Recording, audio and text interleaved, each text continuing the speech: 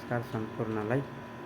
घरमा आमा बाबा नभएको सन्तान बिग्रिएको अनि काम नलाग्ने, कसैले भनेको नमान्ने अनि आफ्नै ढिबेढिबे गर्ने अनि आफ्नै पाराले हिँड्ने, आफ्नै दिमाग चलाउने अनि दिमागले पनि राम्रोसँग काम नगर्ने छाडा प्रवृत्तिको हुन्छ।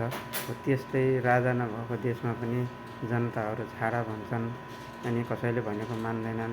त्यसैले गर्दाखेरि एउटा कन्ट्रोल, एउटा चाहिँ राम्रो देशको कन्ट्रोलको लागि, जनताको कन्ट्रोलको लागि अभिभावकको रूपमा राजा अनिवार्य हुनुपर्छ।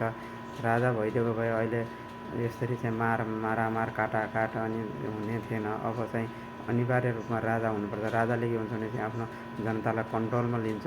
जसले जे मन लाग्यो त्यही बोल्न पाउँदैन, जसले जे मन लाग्यो त्यही गर्न पाउँदैन। त्यसैले गर्दाखेरि राजा अनिवार्य हुनुपर्छ र राजा बिनाको देश काम छैन। त्यसैले राजा अनिवार्य चाहिन्छ। अनि र बुर्जुवा शिक्षा भन्थे, बुर्जुवा शिक्षा मै पढेर चाहिँ अहिले चाहिँ नेता भएका छन्। त्यसैले गर्दाखेरि राजाले कहिले पनि विभेद गरेनन्। सबैलाई पढ्नुपर्छ, सबैलाई गर्नुपर्छ भन्ने कुरा गरेका हुन्। त्यसैले गर्दाखेरि देश बचाउने हो भने राजा नै अनिवार्य छ। राजा बिनाको देश हुँदैन अनि अझ बढी खतरा हुन्छ।